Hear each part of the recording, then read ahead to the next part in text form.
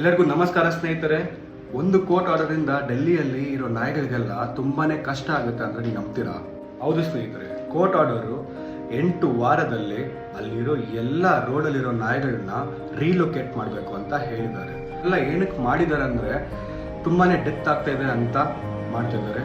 Actually government ಎಲ್ಲಾನು sterilise ಮಾಡ್ಕೊಬೋದು. And first of all ಎಲ್ಲ ಚಿಕ್ಕ ಮಕ್ಕಳಿಗೂ ಹೇಗೆ ಒಂದು ನಾಯಿನ ಅಪ್ರೋಚ್ ಮಾಡೋದು ಅಂತ ದಯವಿಟ್ಟು ಕಳಿಸ್ಕೊಡಿ. ಅವರಿಂದ ಭಯ ಬೀಳೋದೇನು ಬೇಕಾಗಿಲ್ಲ, ಅವ್ರನ್ನ ಹೊಡೆಯೋದು ಬೇಕಾಗಿಲ್ಲ, ರೈಟ್? ಆ್ಯಂಡ್ ಇನ್ನೊಂದು ವೀಡಿಯೋನು ಸಹ ನಾನು ನೋಡಿದ್ದೀನಿ, ತುಂಬಾ ನಾಯಿನ ಹೊಡಿತಿದ್ದಾರೆ, ರೈಟ್? ಅವರೆಲ್ಲ ಮನುಷ್ಯರ ಅಂತಲೂ ನಮ್ಗೆ ಗೊತ್ತಾಗ್ತಾ ಇಲ್ಲ. ಆ ವಿಡಿಯೋನು ನೋಡೋಕ್ಕೂ ಆಗ್ತಾಯಿಲ್ಲ, ಕಣ್ಣೀರು ಬರ್ತಾಯಿದೆ ಅಷ್ಟೇ.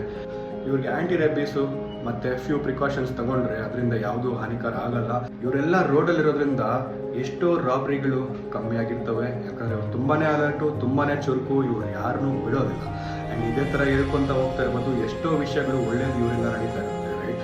ಒಂದು ರೀಲೊಕೇಶನ್ ಅಥವಾ ಒಂದು ಫಾಸ್ಟರಿಂಗ್ ಸೆಂಟರ್ಗೆ ಎಷ್ಟೊಂದು ಫೆಸಿಲಿಟೀಸ್ ಬೇಕಾಗುತ್ತೆ, ಎಷ್ಟೊಂದು ಹ್ಯೂಮನ್ ಫೋರ್ಸ್ ಬೇಕಾಗುತ್ತೆ, ಎಷ್ಟೊಂದು ಫುಡ್ಡು ಬೇಕಾಗುತ್ತೆ, ಮತ್ತು ಚಿಕಿತ್ಸೆ ಬೇಕಾಗುತ್ತೆ. ಇದೇ ಥರ ಹೇಳ್ಕೊತಾನೆ ಹೋಗ್ತಾ ಇರ್ತಾರೆ. ಆ್ಯಂಡ್ ಗೌರ್ಮೆಂಟ್ ಅದನ್ನೆಲ್ಲನೂ ಪಾಲಿಸೋಕ್ಕಾಗುತ್ತಾ? ಇದೆಲ್ಲ ಅವರು ಸೆಟ್ ಮಾಡಿದ್ರೂ ಸಹ ಅದರಲ್ಲಿ ತುಂಬಾ ಕಾಂಪ್ಲಿಕೇಶನ್ಸ್ ಇರುತ್ತೆ. ಯಾಕಂದರೆ ಇವರು ಸ್ಟ್ರೀಟಲ್ಲಿರೋ ಡಾಗ್ಸು ಒಬ್ರಿಗೊಬ್ರು ಫೈಟ್ ಆಗೋ ಚಾನ್ಸಸ್ ತುಂಬಾ ಇರುತ್ತೆ. ಅದನ್ನ ಇಂಡಿವಿಜುವಲಾಗಿ ಕೇರ್ ಮಾಡ್ಕೊಳ್ಳೋದು ತುಂಬ ಕಷ್ಟ ಆಗುತ್ತೆ. ಅದಕ್ಕೋಸ್ಕರ ಸಾಕಷ್ಟು ಪ್ರೊಟೆಸ್ಟ್ಸ್ ನಡೀತಾ ಇದೆ, ಆನ್ಲೈನಲ್ಲಿ ನಡೀತಾ ಇದೆ. ಮಾಧ್ಯಮದವರು ಇದನ್ನು ಯಾರೂ ಹೈಲೈಟ್ ಮಾಡ್ತಾ ಇಲ್ಲ. ದಯವಿಟ್ಟು ಇದನ್ನು ನೀವೆಲ್ಲರೂ ಕೇರ್ ಮಾಡಿ. ಈ ಜೀವಿಗಳೇ ಪಾಪ, ರೈಟ್? ದಯವಿಟ್ಟು ಎಲ್ಲರೂ ಒಟ್ಟಿಗೆ ಸೇರಿ ಇವ್ರನ್ನೆಲ್ಲರೂ ಉಳಿಸಿದ್ರೆ ನಾವೆಲ್ಲರೂ ಚೆನ್ನಾಗಿರ್ಬೋದು. ದಯವಿಟ್ಟು ಅರ್ಥ ಮಾಡ್ಕೊಳ್ಳಿ, ಎಲ್ಲರೂ ಶೇರ್ ಮಾಡಿ.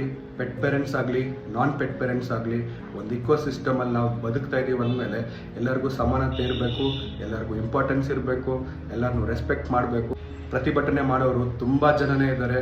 ದಯವಿಟ್ಟು ಅವ್ರ ಜೊತೆಗೆ ನಾವು ಕೈ ಸೇರಿಸೋಣ ಅಂತ ಹೇಳ್ಕೊತ ಈ ವಿಡಿಯೋನ ಮುಗಿಸ್ತಾ ಇದ್ದೀನಿ. ಧನ್ಯವಾದಗಳು. ಎಲ್ಲರಿಗೂ ಶುಭವಾಗಲಿ.